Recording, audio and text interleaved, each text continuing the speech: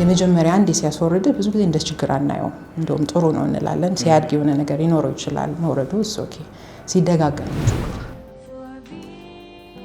ካንነት ምንለው አመት ሞከረህ ነው 35 ያልፍ ግን 6 ወር ከሞከርክ ይበቃል ወደ ህክምና መሄድ ያስፈልጋል እና ያለውን ችግር ሙሉ ማወቅ ያስፈልጋል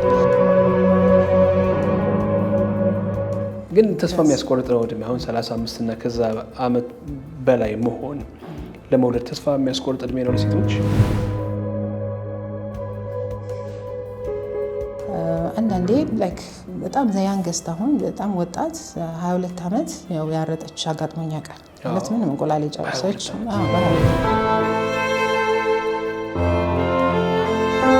ይሄኛው የሚጠቀመው ሲላይ ኮንዶም ይደረጋል ሉብሪካንት እናደርጋለን ሲምፕል ነው ምንም ህመም የለውም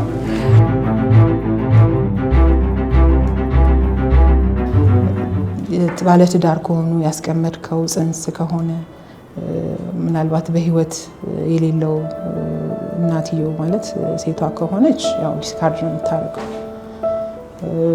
እንደዛው ባለቤትም ባይኖር የተቀመጠ የጋራ ጽንስ ካላቸው መጠቀም አይችሉም አሁን ሌላ ትዳር ይዛ ያንን ልጠቀም ብትል አይሆንም ከ35 በኋላ ይሄ ኦቲስቲክ ወይ ዳውን ሲንድሮም የምንላቸው ያፈጣጠር ችግሮች ይጨምራሉ ከቤዝ ላይ ነው ትንሽ ጨመር ይላል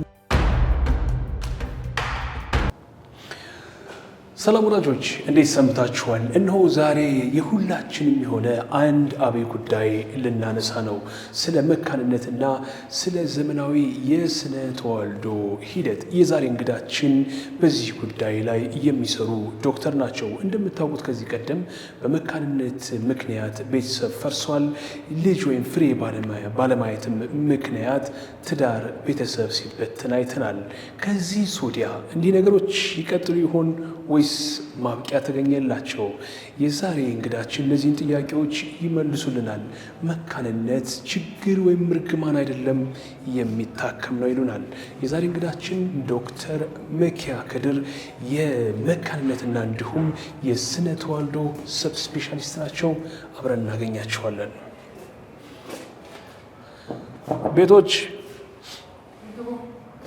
ጤና ይስጥልን ያው ነጭ ሲሆን እኮ ሐኪም ቤት ነው ይመስላል አያትፍሩ ዶክተር እንዴት ሰላም ነው እንዴት ነሽ አለን ሁሉ መልካም እንዴት ነው እሺ ባለቤት ይቀድማል ኦኬ እሺ ላሳይ ቤት ለምቦሳ ቴንክ ዩ እናመሰግናለን ኮንሰልቴሽን ኦፊሳችን ነው ዋው አብዛኛው እንግዲህ የመካንነት ችግር ያለባቸው ያው ትንሽ ፕራይቬሲ ይፈልጋሉ ሆስፒታል ኤንቫይሮንመንት ይረብሻቸዋልና ሚስጥርም ሳይሆን ያው የልባቸውን ለማውራት ትንሽ ፕራይቬት ነገር ከታካሚ ጋር ሪል አክቹዋል ችግር ካለው ሰው ጋር ብዙ መገናኘት ላይፈልጉ ይችላሉና ቅድመ ዝግጅት ምን ማድረግ እንዳለባቸው ቀድሞ እንዲያውቁ የማማከር አገልግሎት እንሰጣለን ቀለል ያሉበትን ሁኔታ ለማወቅ አልትራሳውንድ እናያቸዋለን ዋና ግን ህክምና ሪል የሆነ ችግር ካለባቸው ደግሞ ወደ ሴንተሮች እንሄዳለን አይቪኤፍ ሴንተሮች አሉ ወደሚታከሙበት እንሰጣቸው ግን አብዛኛው ነገር በምክርና በመድኃኒት ስለሆነ የሚታከመው እዚሁ አብዛኛው ችግር እንፈታለን አሁን ይሄ መለኪያ ነው ይሄ አልትራሳውንድ ነው አልትራሳውንድ ማሽን ነው ብዙ ጊዜ አሁን እኛ የምንጠቀመው የማህፀን አልትራሳውንድ ነው ይሄ ነው የምንጠቀመው ሲላይ ኮንዶም ይደረጋል ሉብሪካንት እናደርጋለን ሲምፕል ነው ምንም ህመም የለውም በዚህ ነው የምናያቸው እንቁላል ቁጥርና ማህፀን ግድግዳውን ሪሊ ውስጡን ቼክ የምናደርገው በዚህ ለምንድን ነው እንደ ኮንዶም የምታደርጉ እዚህ ላይ ያው ለሁሉም ለመጠቀም ለስቴሪሊቲ እና ኮምፈርት እንዲኖረው ኮንዶም ያው ብዙ ሰው ያውቀዋል በሚለው እንዳይፈሩም ጭምር ነው የመጀመሪያ ጊዜ ሲሆን ትንሽ ይረብሻቸዋል ግን ምንም ኮምፎርታብል ነው ህመም የለውም ሰላም ስለዚህ ማህፀኑን ሁሉንም ነገር የሚያሳይ ነው ማለት ነው ማህፀን ማህፀኑን ያሳያል ግድግዳውን ውስጡን ሪሊ ልጅ የሚቀመጥበት ክፍል ኢንዶሜትሪየም የምንለውን የተለያዩ ችግሮች ካሉት ጠባሳት ይሄ ባጭ ነገሮች እጢ ምናምን ካሉትም ያሳያል እና እንቁላሎችን እንቆጥራለን 1 2 እያለን ስንት አለሽ ይገርም በዚህ ተቆጥሮ ይታወቃል የሴቶቹ በዚህ ተቆጠረ የወንዶቹ በምንድን ነው የሚቆጠረው እሱ ደግሞ ላብራቶሪ ለዛሽ ነው 1 2 እያለ ላብራቶሪ ውስጥ ይቆጠራል እንግዲህ ዛሬ ስለ መካንነት እናወራለን። እንግዲህ በእነሱ ስለተገኘ ውጤት መካንነት ምንድነው? እርግማን ነው? መታከም የሚችል ነው?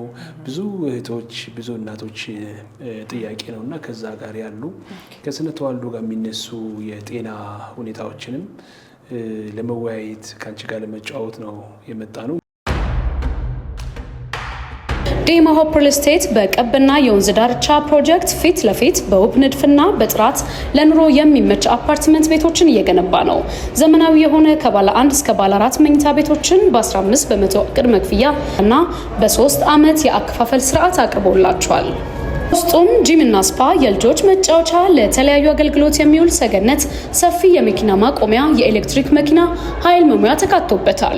አሁን በማስታወቂያ ዋጋ ላይ ስለሆነ ዋጋው ሳይጨምር ከታች ባለው ስልክ ፈጥነው ይደውሉ። ዶክተር እንግዲህ አንቺ 4 ልጆች እናት ነሽ። እየሰራሽ ያለሽበት ደግሞ ሙያ ከስነ ተዋልዶ ጋር እየተያያዘ ነው። እንደው በዚህ ጥያቄ ልጀምር። እንደ 4 ልጆች እናት ከብዙ ጋር በሙያው ዙሪያ እንደሚሰራ ሰው እናትነትን እንዴት ነው የምትረጂው አንቺ? እናትነት ያው ብዙ ጊዜ ያው ልጅ አርግዞ መውለድ ብቻ ሊመስል ይችላል። እናትነት ትልቅ ትርጉም አለው። ልጅን በፍቅር ማሳደግ ትልቅ መስዋዕትነት አለው። ብዙ ሂደቶች አሉ እና በእኛ ሙያ ላይ ደግሞ ያው ብዙ እናቶች በዚህ ሲታገሉ ብዙ መስዋዕትነት ሲያደርጉ ታያለ። ይሄ የሚያሳየህ እናትነት በጣም ትልቅ ቦታ እንዳለው፣ ትልቅ ፍቅር፣ ትልቅ የተፈጥሮ ስጦታ እንደሆነ ነው የሚያሳየህ እና ያንን ስሜት ለማግኘት ነው እንግዲህ ሰው ትልቅ መስዋዕትነት ከፍሎ እዚህ ትግል ውስጥ የሚገባው። እናትነት በጣም ትልቅ ቦታ አለው። በእኛም በሃይማኖታችን እናትነት ኢቭን ከአባትነት በ3 እጥፍ ነው የተቀመጠው። ደረጃነቷ 3 እጥፍ ትበልጣለች ከአባትነት። ይህ ደረጃ በጣም ትልቅ ነው። እንግዲህ ከዚህ ቀደም የመካንነት ሂደት ወይም በትዳር ውስጥ ልጅ ያለማግኘት ፍሬ ያለማግኘት ትልቅ ፈተና ሆኖ ለትዳር መበተን ለትዳር መፍረስ ዋነኛ ምክንያት እንደነበር የሚታወቅ ነው። አሁን ይሄ ደግሞ በእናንተ የሳይንስ ግኝት ታሪክ ሊሆን ነው እያላችሁን ነው። እንደው ከዚህ ቀደም ያለውን ሂደትና አሁን ያለውን ስትገመግሚው ዘመኑ መካንነትን ታሪክ ሊያደርገው ነው ትያለሽ? አዎ መካንነት ስንል ያው አብዛኛው ሰው ትልቅ ችግር አድርጎ ነው የሚወስደው። አልፎ አልፎ ብቻ ጥቂት ሰው ላይ የሚገኝ ችግር አድርጎ ነው የሚወስደው እና መካንነት ግን ምንድነው? ጥንዶች አሁን 6 ጥንዶች ብንወስድ 1 ጥንዶች ላይ የምታየው ችግር ነው። በጣም ኮመን ነው እና መካንነት የምንለው 1 ዓመት ሞክረህ እርግዝና ከሌለ በቂ ግንኙነት ኖሮ ያለ መከላከያ 1 ዓመት ሞክረህ እርግዝና ከሌለ የመካንነት ችግር አለ እንላለን። ስለዚህ በጣም የተስፋፋ ችግር ነው። ብዙም እውቀቱ ትምህርቱ ነው እንጂ ብዙ ያልተሰራጨው ችግሩ አለ። ግን አብዛኛው ሰው ይህም ችግር ቢኖረው በቀላል ምርመራ በቀላል ሕክምና የሚፈታ ነው የአብዛኛው ሰው ችግር። ሙሉ በሙሉ ልጅ የሚከለክል አይነት ሂደት በጣም ጥቂት ነው። ከ105 ሰው ቢሆን ነው ሙሉ በሙሉ ያለ ቴክኖሎጂ ሕክምና ልጅ ማግኘት የማይችሉት የምናገኘው እና አብዛኛው ጊዜ ችግሩ ቀላል ነው፣ መፍትሄም አለው። ብዙ ጊዜ አሁን እኛ የሚያጋጥመን አብዛኛው ጊዜ የማይመጡት ሰዎች የሚዘገዩት ሕክምና ውስጥ የማይገቡት መካንነት ችግር አለን ብለው ሲሄዱ ቀጥታ ቴክኖሎጂ ሕክምና ወይ አይቪኤፍ የሚሰራላቸው ነው የሚመስላቸው። ይህ ስህተት ነው። ስለዚህ አብዛኛው ሰው በቀላል ሕክምና ማርገዝ እና መረዳት ይችላል። በተፈጥሯዊ ሂደት ቀለል ያሉ መድኃኒቶችን በማድረግ ክትትል ብቻ በማድረግ አንዳንዴ ምንም ሳታረግም ክትትል ብቻ እገዛ ቀናቸውን በማስተካከል ብቻ የሚሳካላቸው ብዙ ሰዎች አሉ። እንግዲህ አንቺ ጋር ብዙ ጥያቄዎች ሊመጡ ይችላሉ። እንደ ባለሙያ እንደ ሐኪም በጣም ያስገረሙሽ ወይም እንደው ልቤ ነክቶታል የምትይው ከእናትነት ጋር የተያዘ ጥያቄዎች፣ ታሪኮች ይኖር ይሆን ወደ አንቺ የመጡ? አብዛኛው ሰው ያው ተመሳሳይ ችግሮች ነው ያሏቸው፣ ግን ጾታ ፈልገው የሚመጡ አሉ። ትንሽ ገርም ያደርጉኝና ማለት ብዙ በቂ ልጆች ኖራቸው ግን ያው አንዳንዴ ተመሳሳይ ጾታ ብቻ ይሆናል እና አይቪኤፍ እንደምታውቀው ትንሽ ወጪ ያለው እና እዛ ወጪ ውስጥ ያንን ሪስክ ወስደው ጾታው ብቻ ተለይቶላቸው አይቪኤፍ ሕክምና እንዲያደርጉ የሚመጡ ሰዎች አሉ። ስቲል ሕክምናው እኛ ጋር የለም፣ ጾታ የምንለይበት መንገድም የለንም። የግድ ዲኤንኤ ቴስት ስለሚፈልግ እና እንደዚህ አይነት ሰዎች ሲመጡ ያው ያለውን ችግር እኛ የምናገኘው የሚያጋጥሙን ነገሮች እንነግራቸዋለን። ባላቸው ነገር ያላቸው ጸጋ እንዲኮሩ ነው የምናደርገው። ብዙ ጊዜ አልመክራቸውም። ጾታ ለይቶ ለሱ ብቻ አይቪኤፍ እንዲሞክሩ ብዙም አልመክራቸውም። ግን አለ እንደዛ አሁን ወንድ እንዲወለድ ሴት እንዲወለድ አንዳንዴ እንደዛ አይነት በአባባል ደረጃ ይባላል። ወንድ እንዲወለድ እንደዚህ መደረግ አለበት፣ ሴት እንዲወለድ እንደዚህ መደረግ አለበት። ሪሊ በጾታዊ ግንኙነት ወንድ ሴት ለመውለድ የሚያስችል ሂደት አለ? በሕክምናው የተወሰነ ቻንሱን ሊያሰፋ የሚችልበት መንገዶች አሉ። እንዲህ ግልጽ የሆነ ትልቅ ቻንስ ሳይሆን ላይክ የወንድ ዘር ኤክስ ዋይ ይባላል። ያው ዲኤንኤው ሴቶች ኤክስ ኤክስ ናቸው። እዚህ ያው ወንድ ነው ወሳኙ። ወንድም ሴትም የማድረግ እንትኑ የወንድ አቅም ነው። ያው የስፐርም ሴል አቅም ነው ወንድና ሴት የሚለየውና እንቁላል ሁሌም ኤክስ ኤክስ ናት። የወንድ ዘር ኤክስ ዋይ ነው እና ብዙ ጊዜ ከኤክስ ዋይ ውስጥ ኤክሱ አክቲቭ ነው። ዋይ ትንሽ ደከም ትላለች። የወንድ ማለት ነው። አዎ የወንድ ዘር በተፈጥሮም ትንሽ ያው ደካማ ነው። ትንሽ ሴቶች ላይ ጥገኛ የሆናችሁት ያው ተፈጥሯቸውም ትንሽ። ስለዚህ አሁን በዓለም ላይ ሴት ቁጥር በዝቷል የሚባለው ከዛ ምክንያት ይሆናል። ሴት በጣም አክቲቭ ናት እና ኖርማሊ ቀድሞ ሴቱ ያው ፈርቲላይዝ ካረገ ወይ እንቁላሉን ከሰበረ ኤክሱ ማለት ነው ያው ሴት ነው የሚፈጠረው። ዋዩ ከሰበረ ወንድ ነው የሚሆነው እና አክቲቭ የሆኑት ለጥቂት ሰዓት ነው ዋዮቹ። የመጀመሪያ ልክ እንቁላል የሚያገኙበት ሰዓት ከተለቀቁ ዋይ በጣም አክቲቭ ነው። በጣም ይፈጥናል ግን ቶሎ ይደክማል። ስለዚህ ልክ እንቁላል የሚለቀቅበት ሰዓት ላይ ግንኙነት ቢኖር ቻንሱ ወንድ የመሆን ቻንሱ ከፍ ይላል።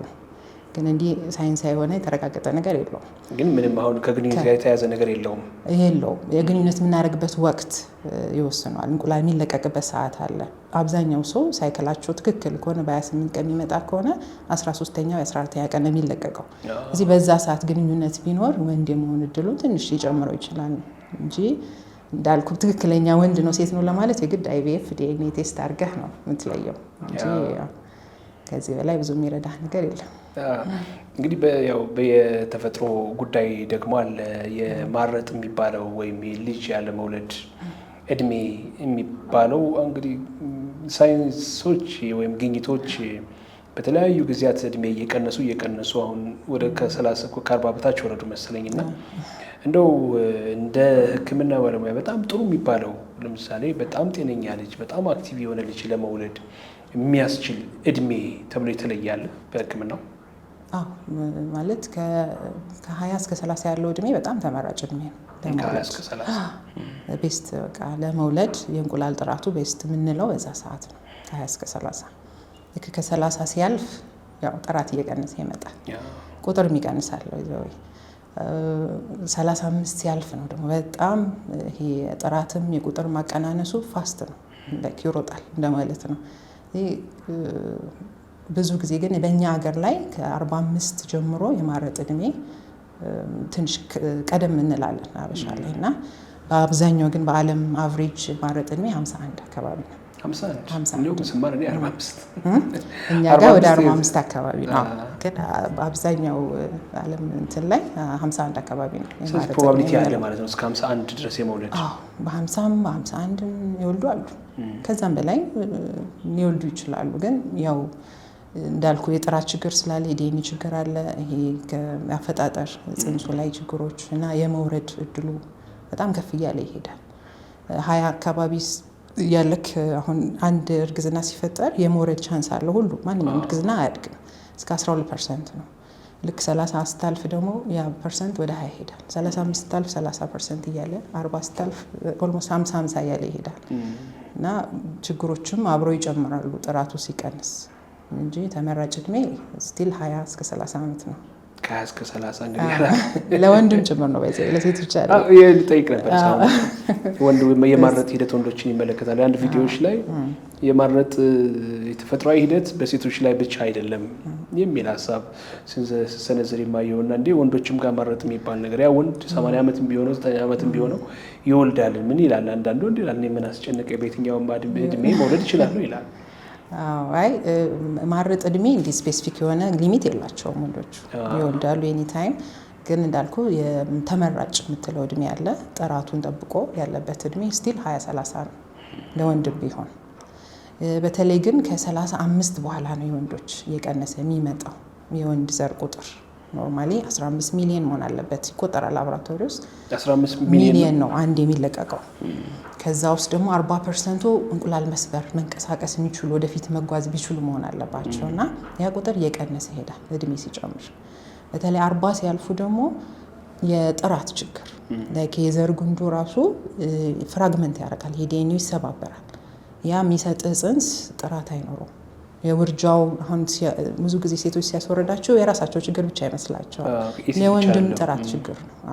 ስለዚህ እንደዚህ አይነት ችግሮች ይመጣሉ እንጂ ያው ማርገዝ ይችላሉ። የወንድ ዘር ፕሮዳክሽን ይሄ ምርቱ የሚጀምረው ያው ይሄ ከፒውበሪቲ ጀምሮ ነው፣ የጉርምስና እድሜ ጀምሮ ነው የሚጀምረው። የሴት እንቁላል ግን የእናት ማህፀን ውስጥ እያለ ነው፣ ገና 20 ሳምንት ጽንስ እያለህ ነው የሚጀምረው። ማክሲማም ቁጥር ራሱ ያለን በዛ ሰዓት ነው። 20 ሚሊዮን እንቁላሎች ይኖራሉ። ያ ግን ልክ ስትወለድ 1 ሚሊዮን ይቀራል። 20 ሚሊዮን አብዛኛው የሚባክነው ገና ሳንወለድ ነው እንቁላል። ልክ ፒውበሪቲ ላይ ስንደርስ ደግሞ እቺ 1 ሚሊዮን 400,000 ትደርሳለች። እና በየወሩ አንድ እንቁላል ነው የሚያድገው። እንግዲህ ከቁጥሩ ታዲያ ምን አለ? ለምሳሌ 40% የሴቷን እንቁላል መስበር የሚችልና ጽንስ መሆን የሚያስችል ከሆነ ከ15 ሚሊዮኑ መቀነሱ 400,000 መሆኑ ምንድን ነው ልዩ የሚለየው? 400,000 እኛ ጠቅላላ ያለን እኮ ነው። የወንዶች 15 ሚሊዮን ያልኩን በአንድ ግንኙነት የሚወጣው ዘር ነው አንዴ ማለት ነው። ስለዚህ የነሱ ፕሮዳክሽን ኮንቲኒየስ ነው። ኮንቲኒየስ በየ72 ቀኑ ፕሮዳክሽን አላቸው። አንዴ ፕሮዲውስ የሆነ ደግሞ ለረጅም ጊዜ ይጠራቀማል። ረጅም ቱቦ አለ ውስጥ ላይ ኤፒዲዲሚስ የምንለው እና እዛ ውስጥ ዘር ለረጅም ጊዜ ይጠራቀማል እና ያ ላይፋቸው ላይ በቃ ፕሮዳክሽኑ አለ ሁሌ ኮንቲኒየስ። የሴቶች ግን እንዳልኩ አንዴ ነው በቃ ይዘን ተወልደናል። ልክ ፔሪድ ማየት ስንጀምር 400,000 ነው ያለን። በየወሩ አንድ ትዘጋጃለች። አንድ ለማዘጋጀት የሚባክን አብሮ ብዙ ነው፣ 100 በላይ ይሞታል። አንዷን ለማሳደግ ይጠፋል። አንዷ ብቻ ትዘጋጃለች። እርግዝና ካላለን ከሌለ እሷም ፔሪድ ይሆናል። እንደዛ እያለ ያ ኦልሞስት ስናረጥ 1,000 እና ከዛ በታች ነው የሚቀረው። ያኔ ነው የለም። የባከነ ነው የሚባክነው በጣም ብዙ ነው። የምንጠቀመው እንግዲህ ሁለቱን የሶስቱን ነው። በጣም የገረመኝ ብለታቀል ለምሳሌ ከዚህ በፊት በእኔም ማመለካከት እንደዚህ አሁን የእርግዝና የሚባሉ 3 ወራት አሉ አይደለ? በእነሱ ጊዜ ብዙ ጊዜ ያው የማስወረድ ወይም ጽንስ የመጨናገፍ ሂደቶች ይኖራሉ። መፍትሄ ሆኖ ይኖረው አላውቅም በሕክምናው ግን እኔ ብዙ ጊዜ የሚመስለኝ ከሴቶች የጤና ችግር ከሴቶች የደህንነት ሁኔታ አንጻር ብቻ ይመስለኝ ነበር። ሰው አሁን እያልሽኝ ያለሽው የወንዱም የስፐርም ጥራት ችግር ይህንኑ የማስወረድ ሂደት ያስከትላል ነው? አንዱ ምክንያት ነው እሱ። አብዛኛው ውርጃ ደግሞ የመጀመሪያ 3 ወራት ነው የሚሆነው። ተፈጥሮም አንዳንዴ ያግዛል። ጽንሱ ትክክል ካልሆነ ይሄ ዘር ግንዱ ላይ ሲሰራ ትክክል ላይ መጣ ይችላል ተፈጥሮ እና እንደዚህ አይነት ጽንሶች በቃ የመጀመሪያ ወራቶች ላይ ራሱ ተፈጥሮን ያስወግዳቸዋል ማደግ ማይችሉ ከሆነ። አልፎ አልፎ ግን ያድጋሉ። ሲያድጉ ደግሞ የተፈጥሮ ጉድለቶች እንደዚህ ይዘው የሚያድጉ ሊኖሩ ይችላሉ። ግን አብዛኛው ራሱ ተፈጥሮ ያግዛል። 50% የሚሆነው ውርጃ ችግር ያለበት ነው በተፈጥሮ ዲኤንኤው ላይ ማለት ነው። ስለዚህ የመጀመሪያ አንዴ ሲያስወርድ ብዙ ጊዜ እንደ ችግር አናየው፣ እንደውም ጥሩ ነው እንላለን። ሲያድግ የሆነ ነገር ይኖረው ይችላል መውረዱ ኦኬ። ሲደጋገም ነው ችግሩ። 2-3 ተከታታይ የሚያስወርድ ከሆነ ያኔ ምክንያቱም ማወቅ ያስፈልጋል። የእንቁላል ጥራት፣ የዘር ጥራት እንላለን። የማህፀኑም ችግር ሊሆን ይችላል።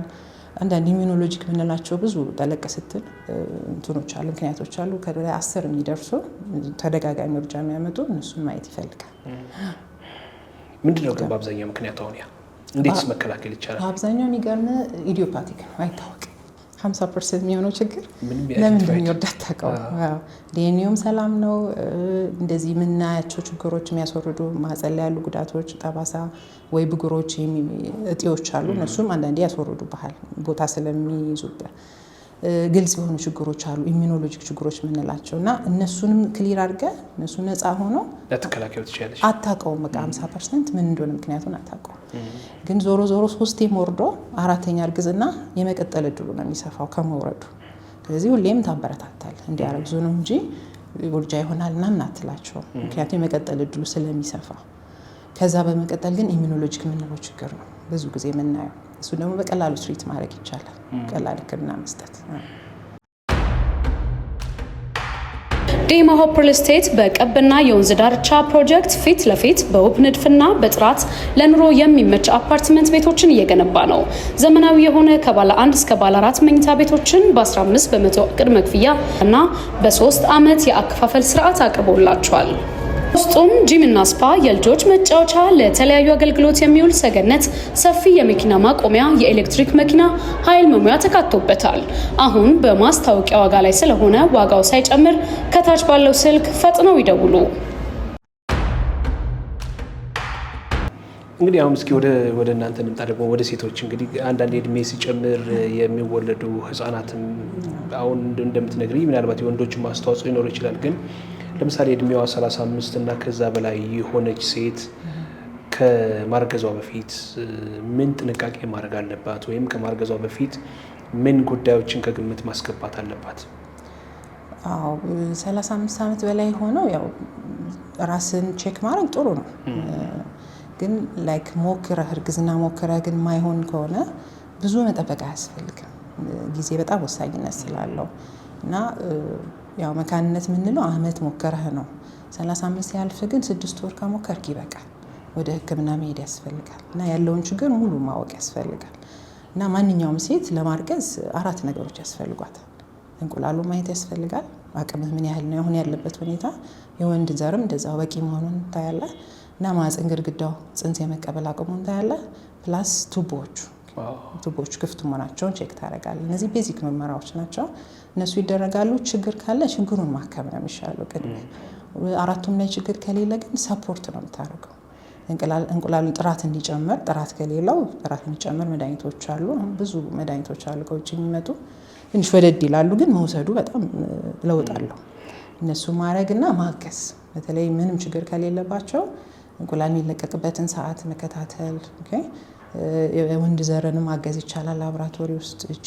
40% አክቲቭ ያልኩ የለም እሱን ለብቻ ማጣራት ይቻላል ተጣርቶ ቀጥታ እንቁላሉ አቅራቢያ ላይ ማድረግ ይቻላል ኢንሴሚኔሽን እንለዋለና ብዙ እንትኖች አሉ ቀለል ያሉ ገዛዎች አሉና 35 ካለፍን ራስን ቶሎ መፈተሽ ያስፈልጋል 6 ወር ሙከራ በቂ ነው ሲመጡ አሁን እንደዚህ አይነት ጥያቄ አይጠይቁም አሁን እድሜ እንደዚህ ነው እንደዚህ ማድረግ ይችል ይሆን እንደዚህ አይነት ጥያቄዎች አይመጡም አዎ እድሜ ብዙ ጊዜ እድሜ ማይነግሩህም ሲጀመር የሀገር እድሜ ከኛ ምናምን ጋር ይቀንሳሉ እንዴ? አዎ ይቀንሳሉ የሚገርም ማለት ያው የምታውቅበት መንገድ የለም አንዳንድ ሴት የተመቸው ሰው ያስታውቅም እና ግን እድሜ በጣም ወሳኝነት አለው በህክምናው ስታስረዳም ይሄ ህክምና ስኬቱ ይሄን ያህል ነው የምትለው እድሜያቸውን ተንተርሰ ነው ያለው ውጤት አለ እና እድሜያቸው በጣም ወሳኝነት አለው የእንቁላል ጥራትና የመሳካት እድሉን በእድሜ ነው የምናየው ስፔሻል አይቪኤፍ ራሱ ቢሆን እድሜ ይወስናል ስኬቱን በዛ ልክ ነው የምታወጣላችሁ እና ትክክለኛ እድሜያችሁን ነገሩን ትላለህ አብዛኛው ሰው አያውቅም ሪሊ አያውቁትም የሚያውቁት ደግሞ ያኔ ነግሯል በዚህ ዘመን ነበር የተወለድኩት ይላል ካልኩሌት ደርግ ምናምን ይያልክ ወላ ግን ተስፋ የሚያስቆርጥ ነው እድሜ አሁን 35 እና ከዛ አመት በላይ መሆን ለመውለድ ተስፋ የሚያስቆርጥ እድሜ ነው ለሴቶች አይ አይደለም 35 እንዳልኩ ይቀንሳል የተወሰነ ካለው ነገር ላይ ኳሊቲም ቁጥርም ይቀንሳል እንጂ ባለው ነገር እንቁላል አንድም ቢኖር ሁለትም ቢኖር መሞከር ትችላለህ ግን ጊዜህን በአግባቡ ተጠቀም ነው ዋናው አሁን አብዛኛው ጊዜኛ ጋር የሚመጡት ማለት ማስተላለፍ የምፈልገው መልእክት ዘግይተው ነው የሚመጡት በጣም ይዘገያሉ 5 አመት 10 አመት ሚኒማም 2 አመት ነው የምታገኙና 1 አመት በቂ ነው በቃ 1 አመት ሞክረው ካልተሳካ ህክምና እንኳን ባይፈልጉ ያሉበትን ነገር ማወቅ ምርመራዎችን ማድረግ ቀለል ያሉ ስለሆነ እነሱን ምርመራ አድርጎ ከዛ ወደ ህክምናው ለመግባት ጊዜ ይፈልጋል አቅምም ስለሚፈልግ ያኔ ታስበበታለህ ግን ራስን ማወቅ ጥሩ ነው እንግዲህ ከዚህ በፊት አንቺም ታውቂዋለሽ በባህል በአመለካከት ደረጃ መካንነት የሴት ብቻ ተደርጎ ነው የሚቆጠረው አትወልድም እኮ እሷ ስለዚህ ያው የቤተሰብ ጫና ይኖራል እስኪ ሌላ ግባና ሞክረው እስኪ እንደዛ ይባላል አሁን እነዛ ነገሮች ከሳይንስ እድገቱ ጋር ወይም ከዘርፉ ሳይንስ እድገት ጋር ተያይዞ ምናልባት ብዙ ነገር ተቀይረዋል መካንነት የሴት ብቻ እንዳልሆነ በእንደው ሲመዛዘን የመካንነት ችግር በወንዶች ይብሳል ወይስ በሴቶች? እኩል ነው። የሚገርም 50-50 40% ችግር ሴት ላይ 40% ወንድ ላይ ነው የምታገኘው። 20%ቱ ብዙ ጊዜ ችግር የለም አንኤክስፕሌንድ ነው ማለት ሁለቱም ሰላም ነው ግን እርግዝናው የለም። እሱ ራሱ ሕክምና ይፈልጋል እንጂ እኩል ነው። አሁን እኛ ሕክምና ላይ በራሳችን በእኛ ዳታ ስናየው የወንዶች እንደውም ይበልጣል። የወንዶች ችግር ያለበት ቀለል ያለም ችግር ያለው አለ፣ መካከለኛና በጣም ከፍተኛ ችግሮች ያሉበት ደረጃ ተሰጥቷል እንጂ ወንድ ችግር በጣም ከምናስበው በላይ ከፍ ያለ ነው። ስለዚህ ሁሌም ሲመጡ አንድ ላይ ቢመጡ ነው። የግለሰብ ችግር አይደለም፣ የሴት ችግር አይደለም፣ የጋራ ችግር ነው። ይሄ በቃ የትዳሩ ችግር ነው፣ የጥንዶች ችግር ነውና ሁሌም አንድ ላይ ቢመጡ ምን ምክረው ነገር ወንዶች አብረው ሲመጡ ደስ ይለኛል። ሁሌ አብሯቸው ሲመጡ ስለማላገኝ ነው። ትክክለኛ አካሄድ እንደውም ቀለል ያለው ምርመራ የወንዶቹን ቴስት ማድረግ ነው። ሴሜናሊሲስ በጣም ሲምፕል ቴስት ነው። 50% ኢንፎርሜሽን በቃ ታገኛለህ በዛ ሰዓት። እና ብዙ ጊዜ ሴሜናሊሲስ ስትሰራ ላይክ 3 ቀን ግንኙነት ሳይኖር መስራቱ ነው ትክክለኛ ውጤት የሚሰጥ። ግን እኔ ሲመጡ ሳያቸው የዛኑ ቀን ነው ማሰራው፣ አላገኛቸው እየፈራለሁና ላይመለሱ ይችላል። አሁኑን አሰራ ነው የምለው። እችኛዋን ቀን የሆነ ሰዓት ትደግመዋለህ ወይ የሆነ አይዲያ ስታገኝ ወይ ውጤቱ ላይ ችግር አለ ስትለው ደንገጥ ይላል። ያኔ ከአንተ ጋር ይሆናል እና ባገኘ ሰዓት ነው እነሱን የምታከማቸው። ስለዚህ መታከም የሚችሉ የመካንነት ሂደቶችም አሉ ነው። ወደ ሳይንሱ ሳይኬድ በተፈጥሯዊ ሂደት ማርገዝና መውለድ የሚቻልበትም ሂደት አለ ነው። አብዛኛው 90%ቱ መድኃኒት ነው የምሰጠው፣ ተፈጥሮ ነው የምታግዘው እንጂ ቴክኖሎጂ አትጠቀም በብዛት። የወንዶች ችግር ደግሞ በብዛት በቃ ስሙዝ ነው፣ መታከም ይችላል፣ ቶሎ ውጤት ይሰጣል፣ ቀለል ያለ ነው። ትንሽ የሴት እንቁላል ሲያንስ ነው የምንቸገረው ቻሌንጅ የሚያደርገን እንጂ የወንዶች ችግር ብዙ ጊዜ ታካሚ ነው። እነሱን ነው እንጂ ያላገኘ ነው። ሕክምናው አለ፣ መድኃኒቱ አለ። ከዚህ ጋር ተያይዞ አሁን ለምሳሌ በቃ በልጅ ማጣት ምክንያት ትዳራችን ሊበተን ጫፍ ደርሷል ምናምን ብለው ወስነው ለመለያየት ወስነው ምናልባት ወደ አንቺ ጋር መጥተው ሕክምናው ተደርጎላቸው የልጅ ፍሬ አግኝተው ድጋሜ የትዳራቸውን የቀጠሉ ሰዎች ይኖር ሲሆን አሉ አይዘቤ አሉ፣ ብዙ አጋጣሚዎች አሉ። አንድ ማስታውሰው እንትን ነው በቃ ማለት ችግሩ እሷ ላይ ነው ማለት የወር አበባም ይዛባልና ብዙ ጊዜ ከእሱ ቤተሰብ ጫና አለባት እና ብቻዋን የመጣች ትመላለሳለች። እነዛና እሱን አይተነው አናውቅም። ላይክ ከ6 ወር በላይ አይቻታለሁ ትመላለሳለች መድኃኒቶችን እየወሰደች እና እዚህ መምጣት እንኳን ባይችል ሌላ ቦታ ቴስት ያርግ የእሱን ምርመራ እንይ ብዙ ጊዜ አልኳት። ግን አንዴ እንግዲህ የመጨረሻ ውሳኔ በሚል እሱም መጣ፣ ቴስት ታረግ ነው። የሚገርም የዘር ፍሬ 0 ነው ማለት አዞስፐርም እንለዋለን። ፈሳሹ ላይ ምንም ዘር የለውም እና የእሱ ችግር ነው በብዛት። ፈሳሹ አለ ግን ውስጡ ፈሳሹ አለ ዘር የለውም። እንደዛም አለ። አዞስፐርም ኮመን ነው እንደውም በብዛት የምናገኘው ችግር ይሄ ነው። ቁጥር ይቀንሳል፣ አንዳንዴ ደግሞ 0 ይሆናል።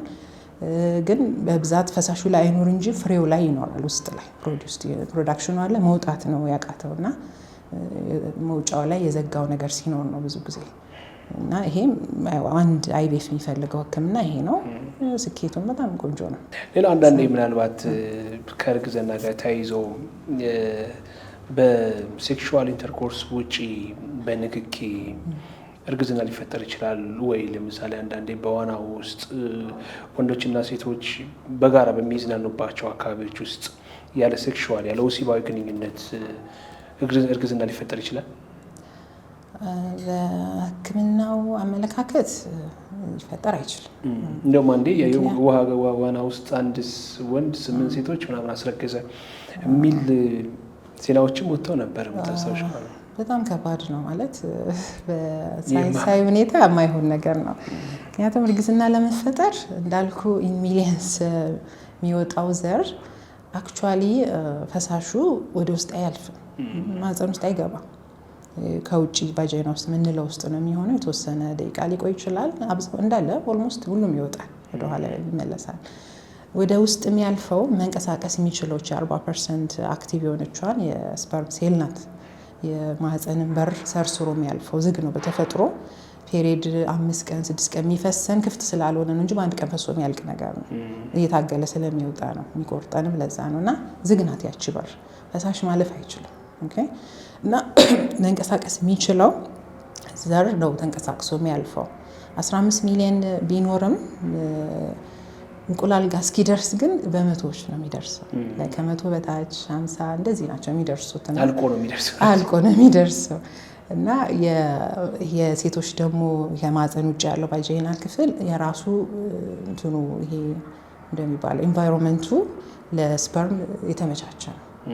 ኦኬ አሲድነት ትንሽ ባህሪ አለው። የወንድ ዘር ደግሞ ቤዝ ነው የምንለው ይሄ አሲድነት የሚያጠፋው ምንድን ነው እንደዛ እና ሁለቱ የተጣጣሙ ናቸው እና ልክ ቫጂና ውስጥ ሲገባ አክቲቭ ይሆናል፣ ይነቃቃል። በዛ ኃይል ነው የሚወጣው ወደ ላይ እንጂ ከውጪ የተለቀቀ ዋኝቶ መጥቶ በሕክምና አያስኬድም፣ ሊፈጠር ይችላል። ሌላው እንግዲህ ከፔሪድ ህመም ጋር ተያይዞስ የሚነሱ ያው እንግዲህ ክሊር ለማድረግ ከሳይንሱ ጋር ነው የሴክሹዋል ኢንተርኮርስ ወይም ወሲባዊ ግንኙነት የፔሪድ ህመምን ይቀንሳል በተደጋጋሚ ወይም ሲወልዱ ይቀንሳል ይባላል። እሱስ ትክክል ነው? አንዳንድ ሰው ያው ቀነሳል የሚሉ አሉ። አብዛኛው ሰው ግን እንደውም ጨመረ የሚሉም አሉ። ግንኙነት ወቅት ላይ ያው ልክ ይሄ ስሜት ሲኖር ኦርጋዝም ሲኖር ያው ሪላክስ ያደርጋል። ማህፀንም እዛ አካባቢ ያሉ ነገሮች ሪላክስ ያደርጋሉ። ያ ምናልባት የፔሪዱን ስሜት ለጊዜው ያጠፋላል፣ ግን ጊዜያዊ ነው ብዙ ጊዜ ኢፌክቱ እንጂ በቋሚነት ሙሉ በሙሉ ያጠፋዋል የምትለው ነገር አይደለም። ግን ከወሊድ በኋላ ሊጠፋ ይችላል። ምክንያቱም ስትወልድ ምንድነው የማህፀን በር ዝግ የሆነችው ፓርት ትከፈታለች። የወለደና ያልወለደ ሴት ይለያል። ያቺ ፓርት ትንሽ ከፈት ትላለች እንጂ ድፍን አይልም እንዳልወለደ ሴት እና ያ ትንሽ መከፈቱ ፔሪድ ሲፈስ ስሙዝ ይሆናል። ለማውጣት ብዙ ማህፀን አይቆጣም፣ አይጨማደድም፣ ኮንትራክሽን እንለዋለን እና ያ ፓርቱ ስለሚቀንስ ህመም አብሮ ይቀንስላቸዋል። ከወሊድ በኋላ ይቀንሳል ብዙ ጊዜ። ስለዚህ ትክክል ነው፣ ይሰራል ነው ከወሊድ በኋላ ይቀንሳል በብዛት። እስኪ ወደ ሳይንሱ እንምጣ፣ ወደ አይቪኤፍ። እንግዲህ አንቺም አሁን እየሰራሽበት ያለው እሱ ነው እና ምንድን ነው አይቪኤፍ ቴክኖሎጂ ማለት? እንግዲህ አይነትስ አለው ወይ? እንዴት ነው ከኛ ባህል ከኛ እንግዲህ የሃይማኖት ሂደት ጋር በተገናኘ እንዴት ይታያል? አይቪኤፍ ያው የቴክኖሎጂ ህክምና ነው። እርግዝና ከተቸገሩ የመካንነት ችግር ያለባቸው እነሱን ለማገዝ የመጣ ቴክኖሎጂ ህክምና ነው እና አይቪኤፍ አብሪቬሽን ነው። ኢንቪትሮ ፈርቲላይዜሽን ይባላል። በአማርኛው እንግዲህ ከማህፀን ውጭ እንቁላልና የወንድ ዘርን አገናኝቶ ያዳቅሎ ጽንስ ፈጥሮ ጽንሱን ማህፀን ላይ ማስገባት ነው። ውጭ ላይ የሚፈጠረው ውጭ ላይ ነው። ጽንሱ የሚፈጠረው ውጭ ላይ ነው። ሂደቱ ያው ሲምፕል ነው። እንቁላል ከሴቷ ታሳድጋለህ። ለማሳደግ ያው የሚሰጡ መድኃኒቶች አሉ። ማደጉን በአልትራሳውንድ የተከታተልክ ጥሩ እድገት ሲኖረው ያንን እንቁላል ትሰበስባለህ። ትንሽ ማደንዘዣ ነገር ሰጣትና በመርፌ ነው የሚሰበሰበው ፈሳሽ ስለሆነ የተሰበሰቡትን እንቁላሎች ላብራቶሪ ውስጥ ትልካለህ። ያገኘውን ቁጥር ይነግሩሃል። የዛኑ ቀን ከባለቤቱ ዘር ትወስዳለህ። እዚህ ላብራቶሪ ውስጥ ሁለቱ ይዋሃዳሉ። ቀጥታ ዘሩ እንቁላል ላይ ይጨመራል። ኢንጀክት ነው የሚደረገው። የራሱ ቴክኒክ አለውና ከዛ 3 ቀን እስከ 5 ቀን እዛው ላብራቶሪ ውስጥ ልክ እንደ ማህፀን የሚያገለግል ኢንኩቤተር አለ። እዛ ውስጥ ያድጋል እና ሁሉም እንቁላል ጽንስ ስለማይሰጥ ጥሩ የሰጠውን ጽንስ ትመርጣለህ። አብዛኛው ጊዜ 2 ነው የምንፈልገው። ከዛ በላይ ካለ የቀረውን ታስቀምጣለህ ለሌላ ጊዜ። 2 ቆንጆ ጽንስ ካገኘ ቀጭን ራሱ የምናስገባበት በኋላ እዛ ላይ አድርገህ ማህፀን ላይ ትመልሳለህ። 3ኛ ቀን ወይ 5ኛ ቀን ያደገውን ጽንስ ማለት ነው። ይሄ ነው አይቪኤፍ የሚባለው እና ለሁሉም ሰው አያስፈልግም። ውስጥ ላይ በተፈጥሯዊ መንገድ ወይ በእርዳታ ማርገዝ ማይቻል አይነት ህክምና የሚያስፈልጋቸው ሰዎች በምን መልኩ ነው የሚለዩት? ምርመራ ሲያደርጉ ያው አንደኛው በሴቶች በኩል ቱቦቹ ዝግ ከሆኑ ሁለቱም ቱቦ ዝግ ከሆነ እንቁላልና ዘር መገናኘት አይችልም። ስለዚህ ያንን መንገድ የቱቦውን ስራ ላብራቶሪ ውስጥ ነው የምትሰራው። በተፈጥሮ እንቁላልና ዘር የሚገናኘው ቱቦ ላይ ነው። ያ ከተዘጋ ያንን ላብራቶሪ ውስጥ ታገናኛለህ ማለት ነው። ሌላው ደግሞ የወንድ ዘር እንዳልኩ ፈሳሹ ላይ ምንም ከሌለ ዜሮ ከሆነ የአዞስፐርሚያ ምንለው ወይን መጠኑ ካነሰ መድረስ ማይችል ከሆነም እንደዚሁ ትሰራለህ። እንቁላል ትወስድና ዘሩን ወስደህ እዛው ዳይሬክት ኢንጀክት ታደርገዋለህ ማለት ነው። በብዛት የሚያስፈልጉት ለእነዚህ አይነት ችግሮች ናቸው። እና አገራችን የምንሰራው ያው አይቪኤፍ አጠቃላይ ሁለት አይነት ነው ከራስ የምትሰራው አይቪኤፍ አለ ወይንም ከልገሳዊ ከሌላ ሰው ተጠቅመ የሚሰራ አይቪኤፍ አለና በእኛ ሀገር ያው የልገሳ እንቁላል ወይ የልገሳ ዘር ሌጋል አይደለም በህጋዊ መንገድ አልተፈቀደም እዚህኛ የምንሰራው ከራሳቸው ነው እንቁላልም ከራስ ከባለቤት የወንድ ዘርም ከባለትዳር ነው የምንወስደው ያንን ለማድረግ ደግሞ ህክምና ላይ ሲመጡ የግድ ይሄ ሰርቲፊኬት ያስፈልጋል ሜሪ ሰርቲፊኬት አይተህ ነው ህክምና ውስጥ ታስገባቸው አሁን ደረጃ ደርሷል ታዲያ አሁን የአይቪኤፍ ቴክኖሎጂ አይቪኤፍ እንግዲህ አሁን ቤስ ሴንተር ላይ ስኬቱ እስከ 30 እስከ 50% ነው እንዳልኩ ጠለቅ ያለ ነው አድቫንስድ አይቪኤፍ የሚባል አለ እሱ በሀገራችን ላይ አልተጀመረም ይሄ ዲኤንኤ ቴስቶች ብዙ ጊዜ የሚያስፈልገው እንዳልኩ ይሄ ጾታ ለመለየት ለየት ላለ ነገር ሳይሆን አስፈላጊ የሚሆንበት ሁኔታዎች አሉ አንዳንዴ ውርጃ ሲያስቸግራቸው ሪሊ የዲኤንኤ ችግር ካለበት ያንን ዘር ጥሩ ዲኤንኤ ኳሊቲ ያለውን ዘር ትመርጥና ያንን ለመምረጥ ይረዳሃል አንዳንዴ ደግሞ እኛ ሀገር ላይ ብዙ አልተለመደም በቤተሰብ የሚመጣ የሚወራረስ የዘር ግንድ ችግሮች አሉ ይሄ ሲክል ሴል ዲዚዝ እና ምንላቸዋሉና እነሱን ለመለየት ፍሪ የሆኑትን በዲኤንኤ ቼክ አድርገ ጥሩ ጥራት ያለውን ጽንስ ትመልሳለና ያንን ስታርግ ኮስቱ በጣም ከባድ ነው አሁን አንድ ሁለት አይቪኤፍ ይሰራልሃል አንድ ያንን ቴስት የምታረግበት ግን ስኬቱም እንደዛው ከፍ ያለ ነው ምክንያቱም ጥራቱን የጠበቀ ሪሊ ቆንጆ የሆነ ጽንስ ስለምትመልስ እዛ ደረጃ አልደረስንም ግን እንዳልኩ ብዙ ሰው ይሄን ህክምና ያላገኙ ማለት ይሄ አሁን በቀላሉ ቱቦ የተዘጋባቸው አሁን ብዙ ጊዜ ምልክት የለውም ብዙ ሰው አያውቀውም እና ያንን ለመለየት ራሱ የምታደርገው ቴስት ትንሽ ጠንከር ያለች ናት የማህፀን ኤክስሬ ይባላል ትንሽ ከበድ ያለች ናት እና ለነሱ አሁን ይሄ ትልቅ ተስፋ ነው ድሮ አይቪኤፍ ሳይጀመር የምናደርገው ቱቦውን ለመክፈት ነው የምንታገል ስታግለህ ግን አንደኛ የመሳካት እድሉን ብዙ አይደለም ከፍተውም ደግሞ ስኬቱ ብዙ አይደለም ረጅም ጊዜ አሁንም መባከን ይመጣል ፕላስ ደግሞ የነካካው ቱቦ ላይ ደግሞ አንዳንድ እርግዝና እዛው ያስቀርና ከማህፀን በላይ እርግዝና ይሆናል ሌላ አደጋ ነው እሱ እና እንደዚህ አይነት ችግሮችን በጣም የቀረፈ ትልቅ ተስፋ ነው ለአብዛኛው ሰው የእድሜስ አሁን ሬንጅ አለው እንደዚህ አይነት ሂደቶችን ለማለፍ እድሜ እንዳልኩ እድሜ ሳይሆን ያለው እንቁላል ቁጥር እንቁላል ጥራት ነው ብዙ ጊዜ የሚወስንልህ እና አንዳንዴ ላይክ በጣም ዘያንገስት አሁን በጣም ወጣት 22 አመት ያው ያረጠች አጋጥሞኛ ቃል ማለት ምንም እንቁላል የጨረሰች በ22 አመት እና 52 አመት ደግሞ የሚገርመው አይቪኤፍ ተሰርቶላት ያረገዘች የወለደችም አለች እና ሬንጁ በጣም ሰፊ ነው እና የእያንዳንዱ ሰው ራሳቸው ታይተው ያላቸውን እንቁላል አቅም ያለውን የወንድ ዘር አቅም አይተህ ነው ይሄ ህክምና ለእናንተ ይሻላል ይሄን ካረጋችሁ ስኬቱ ይሄ ነው የሚለው በግልጽ ለእያንዳንዱ ሰው የተለያየ ነው ጀነራላይዝ አታረገው ኮንክሉድ የሚደረግ አይደለም ውጤታቸው ነው የሚወስነው ከምርመራው በኋላ ዴማ ሆፕ ሪል ስቴት በቀብና የወንዝ ዳርቻ ፕሮጀክት ፊት ለፊት በውብ ንድፍና በጥራት ለኑሮ የሚመች አፓርትመንት ቤቶችን እየገነባ ነው። ዘመናዊ የሆነ ከባለ 1 እስከ ባለ 4 መኝታ ቤቶችን በ15% ቅድመ ክፍያ እና በ3 ዓመት የአከፋፈል ስርዓት አቅርቦላቸዋል። ውስጡም ጂም እና ስፓ፣ የልጆች መጫወቻ፣ ለተለያዩ አገልግሎት የሚውል ሰገነት፣ ሰፊ የመኪና ማቆሚያ፣ የኤሌክትሪክ መኪና ኃይል መሙያ ተካቶበታል።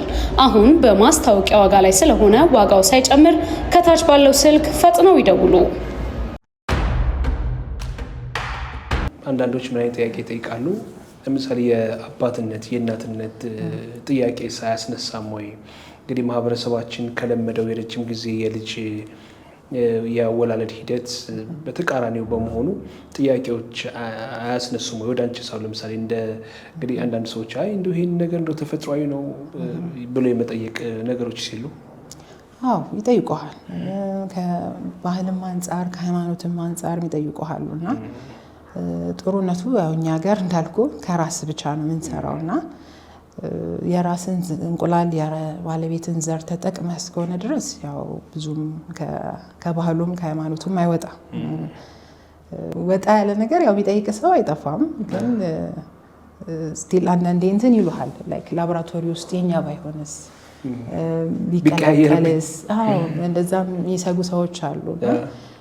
በጣም ስትሪክት ነው። ያኔ አይቪኤፍ ላብ ውስጥ ገብተህ ብታይ ያው አለባበስም የተለየ ነው። ይሄ ሽቶ ጠረን ነገር አትጠቀም። በጣም ጥንቃቄው አይፈልግም። ለጽንሱ ለእንቁላሉ ጥራት በሚል እንደዚህ የተበከለ ነገር አይኖርም። ኢቨን ፔንቲንጉ ይለያል። ይሄ ፍሎሪንጉም የተለየ ነው። ይሄ ጽንስ የሚቀመጥበት የሚያድግበት ክፍልና ጥንቃቄው ኮዲንጉ በጣም የተለየ ነው። ኦኬ የባለቤት ኮድ አለው፣ የሚስት ኮድ አለው፣ የጋራ ኮድ አላቸው እና በተለይ ደግሞ ጽንስ ስታስቀምጥ ለረጅም ጊዜ ስታስቀምጥ ነው ብዙ ጊዜ ሰው የሚፈራው እና በጣም ጥንቃቄ ኮዲንግ ሲስተም አለው ለየት ያለና ምንም የመቀላቀል ምንም እንትን የለውም። እንደ ትርጉም የብልቃጥ ልጅ እንደው ሞሮፍ የሚባለው ተቀምጦ ለረጅም ጊዜ ቆይቶ ሲመለስ ነው ሞሮፍ የብልቃጥ ልጅ የሚል ስም የመጣለትና እና ያው እንደ ጥሩ አማራጭ ነው። ያንን ማስቀምጠ መፍትሄ ነው። ለአብዛኛው ሰው መፍትሄ ነው እና በብዛት እንደውም አሁን ወጣት ሆነው ይሄ ኬሞቴራፒ ሊወስዱ የሚመጡ አሉ። አሁን ካንሰር ታካሚ የጡት ካንሰር በተለይ ወጣቶች ላይ ታገኛለህ እና አሁን ኬሞ ስትሰጥ እንቁላሉን ሙሉ በሙሉ ሊያጠፋው ይችላል። ጥቅም ነው የሚያደርገው እና ታይምም የላቸውም። ስለዚህ ያንን በቃ አይቪኤፍ ያለ አማራጭ ትዳር ውስጥ ከሆኑ ያው ጽንስ አድርገህ ነው የምታስቀምጥላቸው። ያለውን እንቁላል ሰበስባለህ። በአንድ ወር ውስጥ የምታገኘው ብዙ ላይሆን ይችላል፣ እንደ እድሜያቸው ይወስናል። ያንግ ከሆኑ ብዙ ታገኛለህ፣ ግን አንድ ወር አይበቃቸውም። በ2 ወር በ3 ወር ያገኘውን ያህል ጽንስ አድርገህ ታስቀምጥላቸዋለህ። ተቀምጠ 10 ዓመትም በላይ ይቀመጣል እና ያ ኬሞንም ጨረሩንም ሲጨርሱ ጽንሱን መጠቀም ይችላሉ። እንቁላልም ማስቀመጥ ይችላል ትዳር ውስጥ ካልሆኑ። ይሄ ራሱ ጥሩ አማራጭ ነው። ባይተርፉ ለምሳሌ ያው የኬሞ ሂደት ተሳክተው ሊተርፉ ይችላሉ። ኦኬ የማህፀናቸው ከተቀመጠ በኋላ ማውጣት ይቻላል ነው እንደዛ? እነሱ በህይወት ባይኖሩ ማለት ነው። በህይወት ካልኖሩ ያው ብዙ ጊዜ ዲስካርድ ነው የምታደርገው ማታረግ። ይሄ አሁን ትንሽ አንዳንዴ ሌጋል ኢሹዎች አሉ። ባለትዳር ከሆኑ ያስቀመጥከው ጽንስ ከሆነ ምናልባት በህይወት የሌለው እናትየው ማለት ሴቷ ከሆነች ያው ዲስካርድ ነው የምታደርገው። እንደዛው ባለቤትም ባይኖር የተቀመጠ የጋራ ጽንስ ካላቸው መጠቀም አይችሉም። አሁን ሌላ ትዳር ይዛ ያንን ልጠቀም ብትል አይሆንም። የግድ የነሱ የራሳቸው ሰርቲፊኬት ኖሮ አዲስ ሳይክል ነው የሚሆነው። ይሄ እንትን ይልሃል፣ ይገድባል። ለምሳሌ አሁን አንቺ መጀመሪያ ጊዜ እንግዲህ ያው ልጅ እምቢ ብሏት የተቸገረች እናት የተቸገረች ወደ አንቺ ጋር መጣ በእንደዚህ አይነት የአይቪኤፍ ቴክኖሎጂ ጸንሰሻል ስታያት እንደው የተሰማትን ስሜት የተጋራሽበት ሁኔታ ነበር? አዎ ማለት እንደ አይቪኤፍ ስፔሻሊስት እንደውም በጣም ቻሌንጅ የሚያደርግህ ውጤት መንገር ነው። እርግዝና ውጤት የምትነግርበት ቀን በጣም ከባድ ቀን ነው ለኛ። ለነሱም በጣም ብዙ ጊዜ ረጅም ጊዜ የጠበቁት ነገር ነው።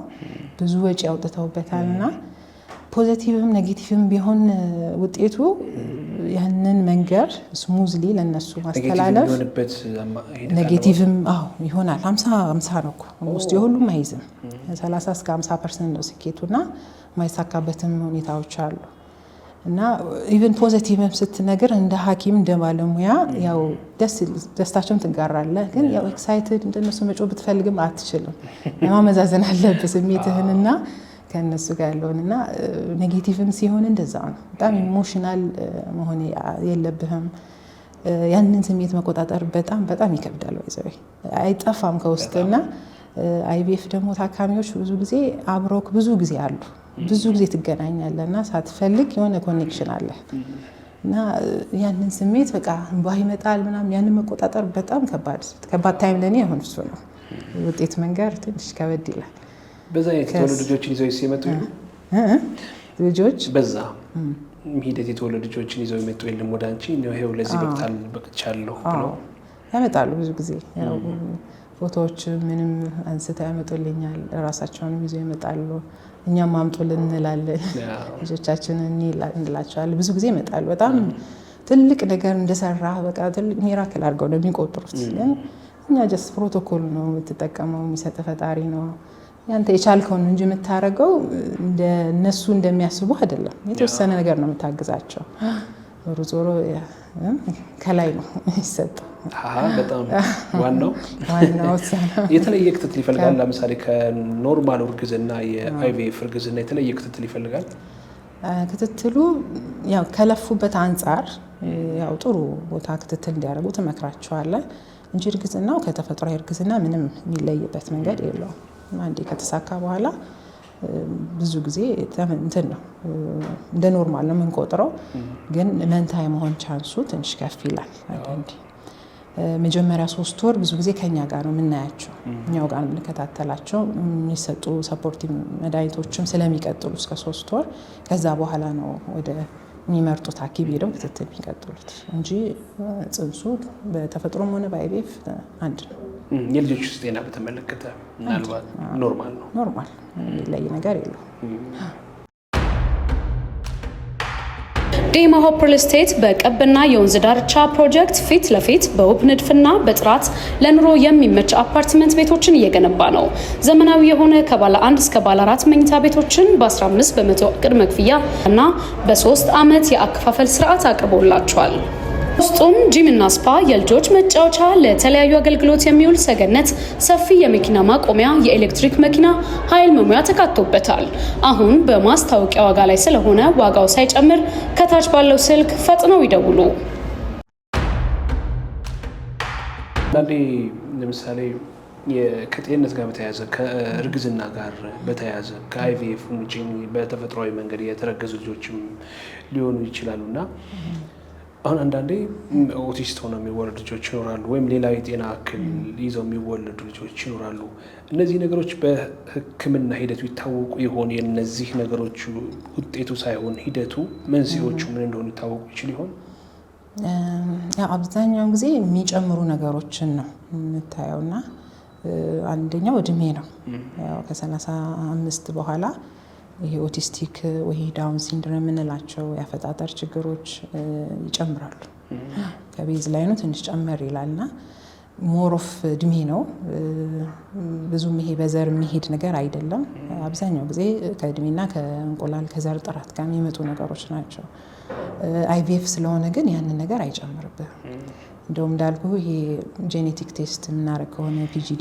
ሊከላከል ይችላል ያንን ሴሌክት ነው የምታደርገው ችግር ያለባቸውን አትመልስም ንጹህ የሆኑትን ጥራት ያለውን ጽንስ ነው የምትመልሰውና እንደዚህ አይነት ነገሮችን ሊቀንሱልህ ይችላል በተለይ ከዚህ በፊት ተመሳሳይ ኦቲስቲክ ልጅ ካላቸው እንዳልኩ ይሄ ዳውን ልጆች ካሉ ብዙ ጊዜ እንመክራለን ይሄ አይቪኤፍ ቼክ አድርገው ዲኤንኤ ቼክ ተደርጎ ወደ እርግዝናው እንዲገቡ መከላከል ይችላል ማለት ነው እንዳይሆን አንደኛው መንገድ ይሄ ነው ሌላኛው ደግሞ እርግዝናው ከተፈጠረ በኋላ ስክሪን የምናደርጋቸው ቴስቶች አሉ የመጀመሪያ 3 ወራት ውስጥ ላይ ስክሪን ቴስቶች አሉና ያም የተወሰነ ይነግራል ልክ 4 ወር 5 ወር አካባቢ ደግሞ የሽርቱ አሁን ወስደ ቴስት የምታደርገው ነገር አለ ያ ችግር አለበት ወይ ልጁ ጽንሱ የሚለውን ለውሳኔ እንዲረዳ እና ያው የማደግ እድሉ ብዙም ካልሆነ የመውረድ እድሉ ሃይ ከሆነ ቢወለድም ልጁ የማደግ እድሉ ብዙ ካልሆነ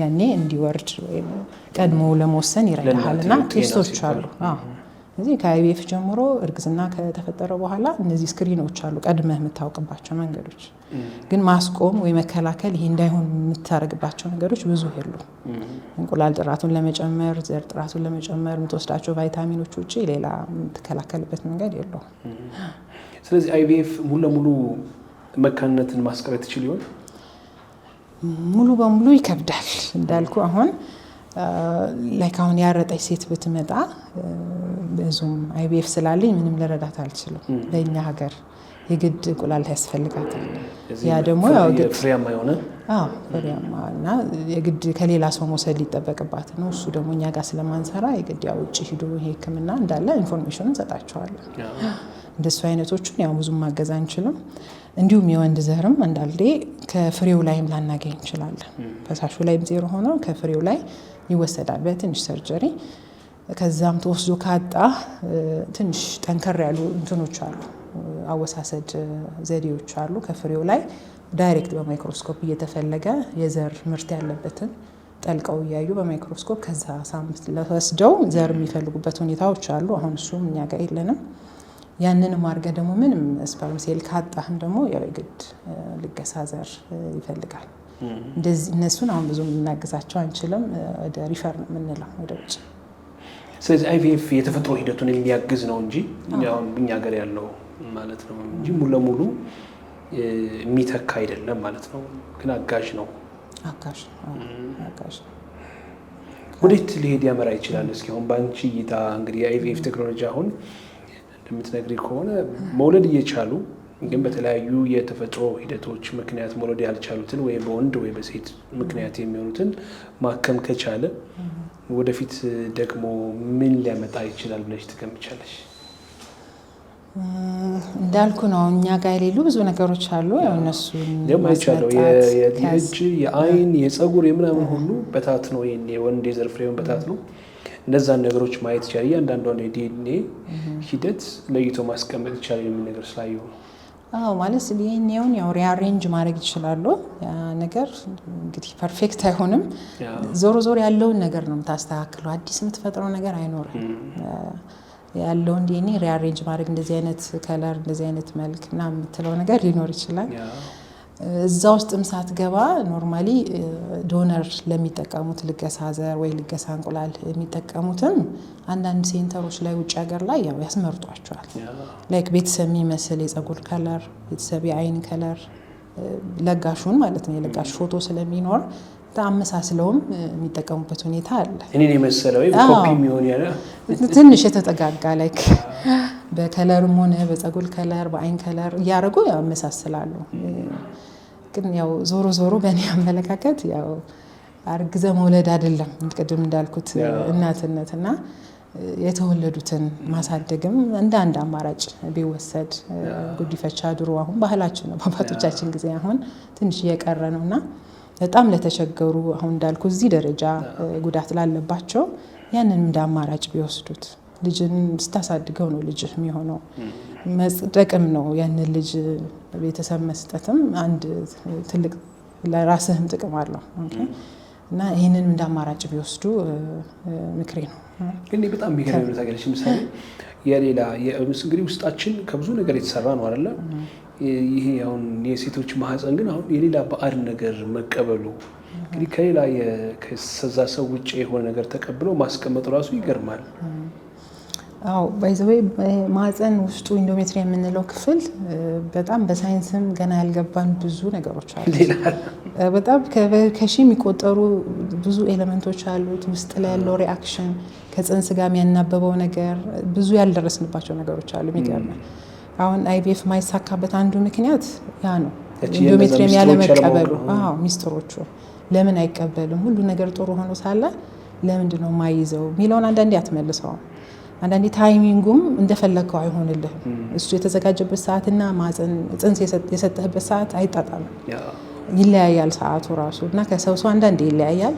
ያንን ራሱ ቴስት ማድረግ ይጠበቅብሃል እና ትንሽ ውስብስብ ነገር አለ ማህፀን ውስጥ ላይ ከምናስበው በላይ ራሱን አሁን በየጊዜው ሼድ ያደርጋል። ፔሪየድ ስናይ ከላይ ያለው ግድግዳ ሁለት ነው። ግድግዳው የስሩ ቤዝ ነው እንትን አይልም አይጠፋም። ከላይ ያለው ግን በየወሩ ይቀያየራል።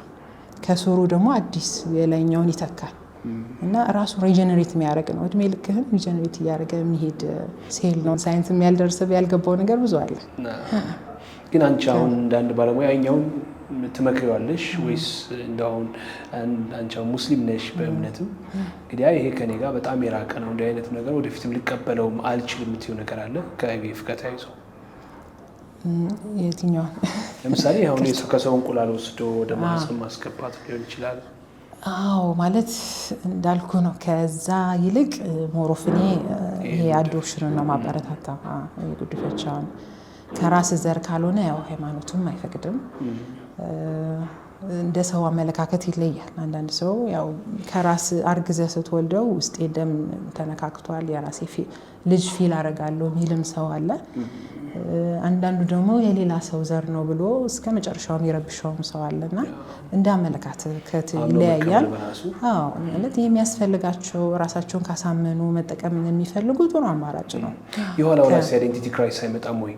ለምሳሌ ሀበሻ ሴት ከፈረንጅ የተወሰደ ስፐርምና እንቁላል ወስዳ ፈረንጅ ልጅ ብትወልድ ያ ሰው መቼም ከጎኑ ካሉት ወንድሞቹ ወይም የቅርብ ዘመድ ጋር አይመሳሰልም። አዎ ከየት መጣው የሚል ጥያቄ ያመጣል እኮ ሳይኮሎጂ የማህበረሰባዊ ቀውስ አይደል? ልክ ነው። እና አንዳንዴ ምን አለ መሰለ ብዙ ጊዜ አሁን ውጪ ሲሄዱ አብዛኛው ሰው የኛ ሀገር ሰው ወደ ህንድ ነው የሚሄደው። ህንዶች ትንሽ ይሻላሉ ከኛ የመመሳሰል ነገር አለ። ግን ውጪ ላይ ብትሄድ ደግሞ አድቫንስ አድርገዋል። ጭራሽ የአይን ከለር የፀጉር ከለር ያመሳሰሉ ነው የሚጠቀሙት። እና እንደዚህ አይነት ችግሮች እንዳይመጡ አንድ ካመኑበት ያው ይቀበሉታል። ያለውን ልዩነት ይቀበሉ ይችላሉ። ካልሆነ ግን አንዳንድ ሰው ቦታ ራሱ የሚቀይራል ላይክ አገር የሚቀይራል ከነዚህ አይነት ሽሽት እና ያ ሁላ ነገር ውስጥ ከመግባት ውስጥህም የሚሰማ አይ ዶንት ኖ እንግዲህ እዛ ለራሴ ስላልተጠቀምኩት ውስጥ ፊል የሚያደርገው ነገር ይኖራል። የራሴ ልጅ አይደለም ወይ የሚለው ምናልባት ሊረብሽ ይችላል አንዳንዴ። ግን መጀመሪያ ማመን አለብህ ያንን ነገር የራስ ዘር እንዳልሆነ ተቀብለው መሆን አለበት መግባት ያለበት። እና ገና ይሄ ዶነር ሳይክል አይቪኤፍ ሲጀመር ብዙ ክራይሲሶች ነበሩ ውጭ ላይ እንደ ኤክስፒሪየንስ ይነግሩና ህንድም ሄጄ አይቻለሁ እንዴት እንደሚሰሩ። በጣም ስትሪክት ነው ይሄ ህጋቸው። የዶነር አይቪኤፍ ሲሆን በጣም ጥብቅ ያለ ነው ህጋቸው። እና አንድ የሚሰጥ አንድ ለጋሽ እድሜዋ ኖርማሊ ያው ጥሩ እድሜ መሆን አለባት ከ20 እስከ 30 እና ከዚህ በፊት አንድ ልጅ አትሊስት መኖር አለባት። ፕላስ ያቺ ለጋሽ ለአንድ ጥንድ ብቻ ነው መስጠት የምትችለው። እንቁላል አሁን በየወሩ ብታወጣ ሁሌም አለክ እድሜ እስኪያልቅ ድረስ እንቁላል ይወጣል። ዛሬ ስለወሰኩት ቀጣይ ወር ላይ አይቀንስም፣ ምንም አይቀንስም። ይባክናል አላልኩም ቀደም? አዎ አንድ ሲያድግ 100 ምናምን ይሞታሉ እና ከዛ ከሚሞት ውስጥ ነው የምታወጣው እንጂ ምንም የምትቀንሰው ነገር የለም ከሪዘርቭህ ላይ። እና ያቺ መስጠት ትችላለች እድሜ ልኳን፣ ግን አንዴ ነው መስጠት የምትችለው። 20-30 እንቁላል ብታገኝ ከሷ መጠቀም የምትችለው ደግሞ 7 ብቻ ነው። 7 እና ለነሱ ጥንዶች ብቻ ነው። አንዴ ወልደው ራሱ ጨርሱ ሌላ ቢፈልጉ ከሷ ብቻ ነው የሚሰጧቸው። እና ክራይሲስ ይመጣል። ለምን ወንድምና እህቶች ማለት ይበዛሉ፣ እርስ በርስ የሚገናኙ ሊጋቡ ይችላሉ። ያንን ለመቀነስ በጣም ስትሪክት ያደርጉታል ህጋቸው። እኛ ገርማው በጣም አሁን እንዴት አይነት ለዛ ነው አሁን በህግም እንደዚህ ትንሽ ስትሪክት የሆነው ከካልቸራችን ጋር ሄድን በሚል እና በህጉ መጀመሪያ አጥብቀህ እንትን ካላልከው ክራይሲስ ያመጣል። ምንም ጥያቄ የለውም። እና ጥንቃቄ ይፈልጋል በጣም የሚገርመው። እንግዲህ አሁን የአይቪኤፍ ቴክኖሎጂ እዚህ ጋር ከደረሰ ወደፊት ያው በልጅ ምክንያት የተቸገሩ ቀደም ሲል እንዳነሳ ነው የትዳር መፍረሱ እነዚህ ማህበራዊ ቀውሶችን በማስተካከል በማከም የራሱ ሚና ይኖረዋል ብዬ አስባለሁ። እና በዚህ ባላንሱ እንዴት ሰራ ብለሽ ታስቢያለሽ አንቺ? እኛ ያው ማህበረሰቡን ማስተማር አለብን አንደኛ ነገር። ምክንያቱም እኛ አሁን ባለትዳር አዲስ ጥንዶችን ስናይ ገና ወራትም አንጠብቅም እኮ የት አለ ልጁ፣ ምን ችግር አለ፣ ገና እንደተጋቡ አመትም እንኳን ሳይጠብቁ ለምን አትወልዱም፣ ምንድነው ችግሩ ማለት የቸገራችሁ ነገር በቃ ይገባሉ፣ ትዳር ውስጥ ይገባሉና ማለት አሁን እንደ ቤተሰብ እንደ ጓደኛም ባለትዳሮችን ምናልባት ችግር ውስጥ ሊሆኑ ይችላሉ፣ ሞክረው ማቀታቸውም ሊሆን ይችላልና እነሱ ማንም አያውቅም። እነሱ መረዳት ማገዝ ነው የሚያስፈልገው። ሕክምናም እንዲሄዱ ማበረታታት ነው እንጂ ያ የምትለው ቃል በጣም ለነሱ ከባድ ስሜት ነው፣ ከባድ ጫና ነው የሚፈጥረው። ለኛ ሲምፕል ቃል ሊሆን ይችላል። እንዴ እስካሁን ምናምን ይሉሃል፣ ግን ለነሱ በጣም ከባድ ቃል ነው ያ ቃል። ኢቭን ትዳሩን ራሱ ልጅ በጣም ያው በእኛ ሀገር ቤዚክ ነው ተብሎ የሚታሰበው ትዳር ላይና ትዳርም ላይ መወቃቀስ ይመጣል። የኔ ችግር ነው እኔ ላይ ብቻ ለምን ሆነ እና ፔሪድ በመጣ ቁጥር በቃ ቤት ውስጥ ጥል ነው እና ይሄ በደንብ ሶሳይቲውን ማስተማር ያስፈልጋል። መካንነት በሽታ ነው። ልክ አሁን የደብሊውኤችኦ እንዳወጣው አንድ በቃ የበሽታ አካል ነው። ምክንያቱም ስነ ልቦናን ይጎዳል፣ ማህበረሰብ ላይ ጫና አለ፣ ቤተሰብ ላይ ጫና ያመጣል። የአካል ችግር ብቻ አይደለም። አካል ደህና ሊሆን ይችላል፣ አንዳንዴም ችግሮች አሉ፣ ግን እስከሱ ባሻገር ዋና የስነ ልቦና ችግሮች አሉት እና እንደ ችግር ነው፣ መታከም የሚችል ነው፣ ሕክምና አለው። ስለዚህ ያንን ማገዝ፣ ያንን ማወቅ፣ ማስተማር ያስፈልጋል ለቤተሰቡ። እንደው አንቺ አሁን እንግዲህ አሁን 4 ልጆች አሉሽ፣ አንቺ 4 ልጆች እናት ነሽ። አልሐምዱሊላህ። እና ከስራ ጋር አሁን እንዴት ነው እናትነትና ስራ ሲወደጉል?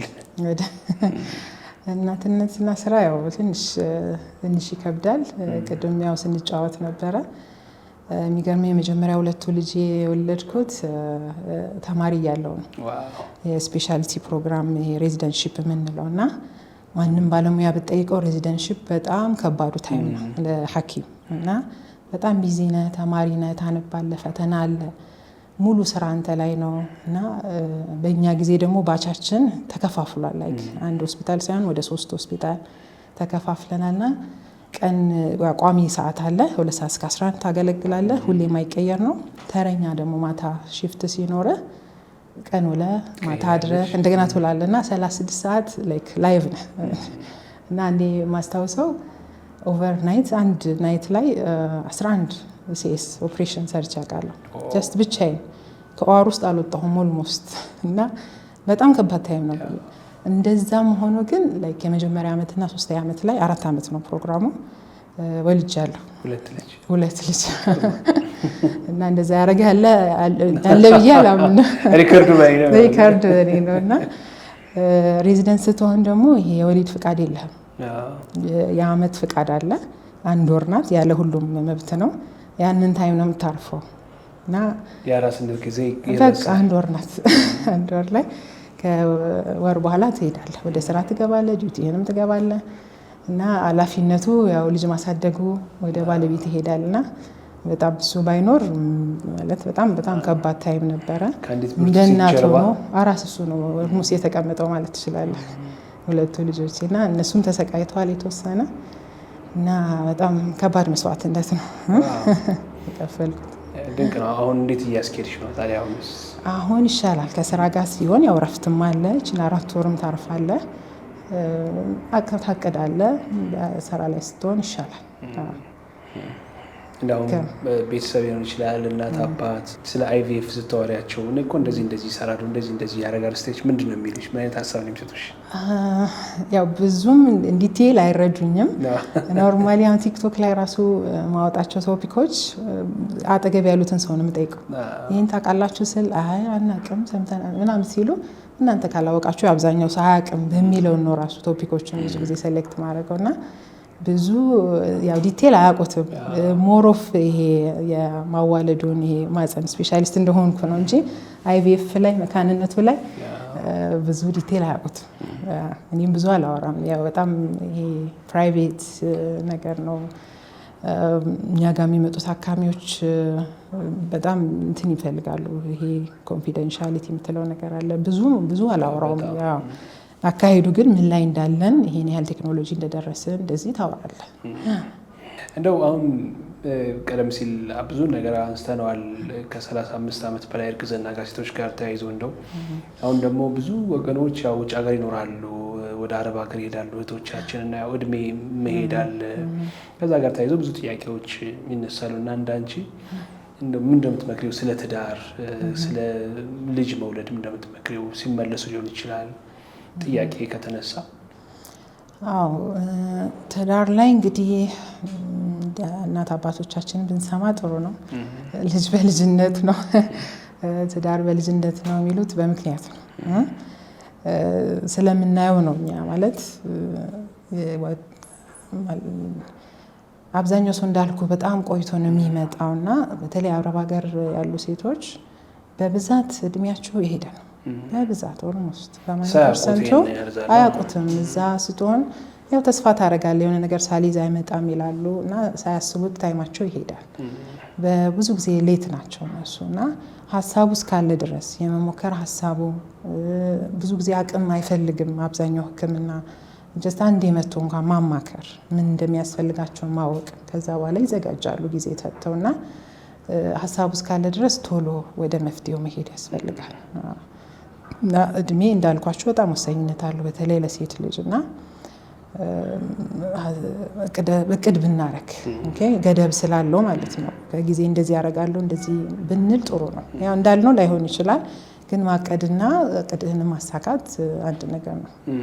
አንዳንድ ሴቶች እኮ መውለድ ግብ አይደለም መውለድ ህይወት ግብ አይደለም ምናምን ይላሉ ሲያወራም በተለይ በማህበራዊ ሚዲያ እንደዛ አይነት ነገሮችን እንመለከታለን።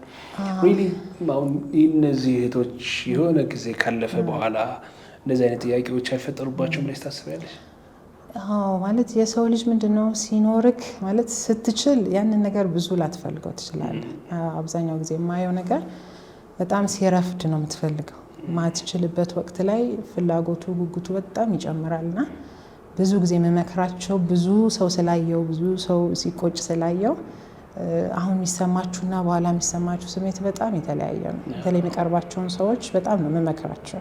ኩሽ አረጋቸዋለሁ። ድጋፍም ከፈለጉ ወይ ወደ ድጋፉ ማፈላለግ ነው እንጂ መሄደው እንዲዘገዩ ምንም አልፈቅድላቸው። ምክንያቱም ቁጭቱም ዋላ ልፋቱም ለኔ ነው። ወጣት መቶ ሲሞክር በጣም ደስ ይለናል። ምክንያቱም ይሳካል በቃ ስታያቸው እነዚህ ይሳካላቸዋል ትላለህ ደስ ይላል። አዎ እሷማ በቃ እና ተለቅ ብለው ሲመጡ ደግሞ ይጨንቃል። አብረህ ትጨነቃለህ። የቻልከውን ትሞክራለህ ግን ብዙ ጊዜ ላይሳካ ይችላል። ዘረፈደ ቁጥር አዎ ከለፋህ ላይ ቀር ከሞከርክ ላይ ቀር በሰዓቱ ቢሆን ነው መመከር። እንግዲህ በመጨረሻ የምትይው ነገር ካለ? እንግዲህ እንደ ምክር ኖርማሊ መካንነትን አትፍሩት። እንደ እርግማን ምናምን የሚታይበት ወቅት አሁን አልፏል። መካንነት ችግር ነው፣ የሚታከም ችግር ነው፣ ቀለል ያለ ነው። ሌላው ደግሞ የጋራ ችግር መሆኑ በተለይ ወንዶች ትዳር አጋራቸውን ቢደግፉ አብረው ቢመጡ ቀለል ያለ ምርመራ እንዳልኳችሁ የነሱ ነውና አብሮ የሚኬድ ነገር ነውና ሁሌም ባይዘገዩ እና ሌላው ደግሞ በብዛት ያው ከሄድን አይቪኤፍ ነው የሚሉን ምናምን የሚሉት ስጋት አለና አይደለም። ብዙ አማራጮች አሉ። ራሳችሁን ወቁ፣ በጊዜ ተመርመሩ ነው የምለው። እናመሰግናለን በጣም ጊዜሽን ሰተሽ እንደ አይነት ቁም ነገርና በርካታ ከእርግዝና ጋር የተያዙ ከወሊድ ጋር የተያዙ ቁም ነገሮችን ስላወራሽን ያንቺን የግል እናትነት ኤክስፒሪየንስ ምሽት ስላደረግሽን ከልብ እናመሰግናለን። እንግዲህ መልካም የስራ ጊዜ መልካም የስራ ዘመን እንዲሆንልሽ ተመኝተናል። እኔም አመሰግናለሁ አክብራችሁ ስለጠራችሁኝ። መልካም